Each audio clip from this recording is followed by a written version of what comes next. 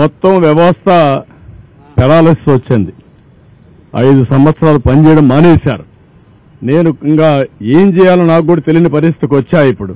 అందుకే ఇప్పుడు ఒక ఆఫీసర్ సస్పెండ్ చేశారు. జక్కంపూడిలో ఒక ఆఫీసరు సరిగా తీసుకపోతే మార్నింగ్ అప్పుడే సస్పెన్షన్ అయింది. ఎక్స్ప్లెనేషన్ కాల్ ఫార్ చేశాను. ఇంకెవరిని నేను ఉపేక్షించను. మంత్రులు కూడా సరిగా చెప్పది చేసిన పని చేయకపోతే వాళ్ళ పైన కూడా చర్యలు తీసుకుంటా. ఎవరని నాకు అవసరం. అంటే నేనేమంటానంటే మనకుండే రిసోర్స్ అన్ని సద్వినియోగం చేసుకోవాలి. కాస్తో కూస్తో వేస్ట్ అయినా మేమేం చేసామంటే అందరికీ రీచ్ కావాలనే ఉద్దేశం చేశాం. వాళ్ళు రీచ్ కావాలంటే వాళ్ళకు ఇబ్బందులు ఉంటాయి. మేము ఒక స్ట్రక్చర్ కానీ సప్లై డిమాండ్ రెండు కూడా చేయడం కోసం చేశాం. నో అని నేనేమంటాను, నో ఇవి ఇంత పెద్ద ఆర్గనైజేషన్లో అవన్నీ మనం చేయలేము. మేము ఒక మనుషుల యొక్క మీకు పేపర్కి ఇస్తాం, పలాని వ్యక్తి పలాని ప్రాంతంలో మా సచివాలయం ఇన్ఛార్జ్ సీనియర్ ఆఫీసర్ ఒక అతను ఉంటాడు. సచివాలయం సిబ్బందిని అంతా తీసుకున్నాం. ఆ కొండే వాలంటీర్స్ కూడా డబ్బులు పే చేస్తున్నాం. వాళ్ళు కూడా ఉపయోగించుకోమన్నాం. వీళ్ళందరినీ ఉపయోగించి అవసరమైతే ఒక 5-10 మంది బయట నుంచి తెచ్చుకోమన్నాం. వీళ్ళందరినీ పెట్టుకొని ప్రతి ఒక్కరికి ఇమ్మన్నాం. ఆ స్టాక్ పాయింట్స్ ఏవైతే సచివాలయం నెంబర్లు మీకు ఇస్తాం, ఆ సచివాలయం నెంబర్లు మీరు పబ్లిసైజ్ చేయండి. అవి పబ్లిసైజ్ చేస్తే ఆటోమేటిక్గా ఎవరైతే వస్తారో నేరుగా వాళ్ళని కాంటాక్ట్ చేసి అక్కడికి పంపిస్తారు వెహికల్స్ అవన్నీ. అదే నేను అనేది మానవతా దృక్పథంతో ఆలోచించమంటున్నాను.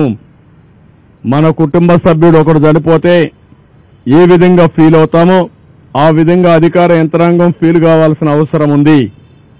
అధికార యంత్రాంగమే కాదు, సమాజం కూడా. సమాజంలో హితం అనేది మరి మనం చనిపోతే ఎవడు తీస్తాడు రేపు? ఆ ఆలోచన ప్రతి ఒక్కరికి రావాల్సిన అవసరం ఉంది. అందుకే చెప్తున్నా, చాలా గట్టిగా చెప్తున్నా. 1-2 కాదు, నేను చాలా చూశాను ఇవన్నీ. అవి చూసిన తర్వాత నాకు చాలా బాధ కలిగింది. ఆ బాధే ఇక్కడ రిఫ్లెక్ట్ చేస్తున్నా. చాలా స్టబర్న్గా ఉంటాను. దృఢ సంకల్పంతో మనస్సును కూడా స్థిమితం చేసుకొని చెప్తున్నాను. Now everybody has to act. No excuses. I'm very clear on that. ఇప్పుడు నేనేమంటున్నానంటే మీరు అన్నట్టు కుట్రలు జరుగుతూనే ఉన్నాయి. ఇంత వర్షం పడితే ప్రజలు ఇంత ఇబ్బందుల్లో ఉంటే గుడ్ల వల్ల ఇష్యూ రేజ్ చేస్తారండి? బుద్ధి జ్ఞానం ఉందా మీకు? రాజకీయం ముసుగులో నేరస్తులు కాకపోతే ఏంటిది? అంటే మా అటెన్షన్ డైవర్ట్ చేసి ప్రజలకు ఇబ్బంది పెట్టాలని మీ ఆలోచన. ఇప్పుడు కూడా మీరు అన్నారు ఆ బోర్డ్స్ వచ్చాయి, ఎక్కడి నుంచి వచ్చా కూడా ఇన్వెస్టిగేషన్ చేస్తాం, ఎందుకు వచ్చా కూడా ఇన్వెస్టిగేషన్ చేస్తాం. అందులో కూడా ఎవరైనా ఉంటే మీరు అన్నట్టు ఆ బోట్లు వచ్చినప్పుడు కరెక్ట్గా అది కొట్టుకున్న ప్లేస్ చూశాను నేను. ఆ ఇది కూడా బెండ్ అయింది, వంగిపోయింది. పిల్లర్ కాదు, పిల్లర్ మధ్యలో ఉండే జాయింట్ వెయిట్ అది వెయిట్ అంటారా? అది కంట్రోల్ అన్నమాట.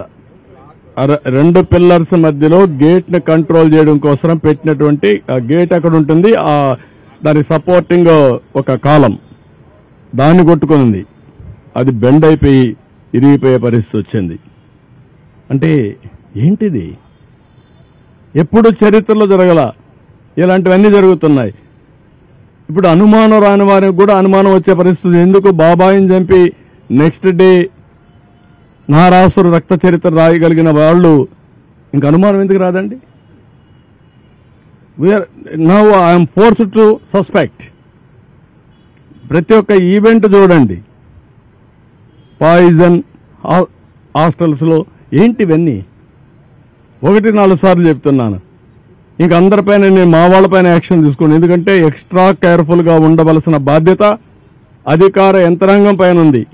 ఒకటి జరగకుండా చూసుకోవాలి, ఇలాంటి దుర్మార్గుల నుంచి కాపాడుకుంటూ ముందుకు పోవాలి, విజిలెంట్గా ఉండాలి. అది కూడా పెట్టాను. ఇప్పుడు అది కూడా అవేర్నెస్ తీసుకొస్తాం. నేను ఎవరు తప్పు జరిగినా, ఏ క్వార్టర్లో తప్పు జరిగినా బాధ్యత మీదే గుర్తుపెట్టుకోండి. నిన్న మొన్న కొంతమంది ఆఫీసర్లు ఇక్కడికి పంపిస్తే సరిగా పనిచేయకుండా కొంత ఇది చేసే అది కూడా నా నోటీస్కి వచ్చింది. I'm very clear, we're all here. ప్రజాధనాన్ని మనకు శాలరీస్ ఇస్తున్నారు, public tax payers money. We're here to do job. అంతేగాని ఇంకొక మాట ఎవరైనా మాట్లాడితే మాత్రం చాలా సీరియస్గా ఉంటుంది.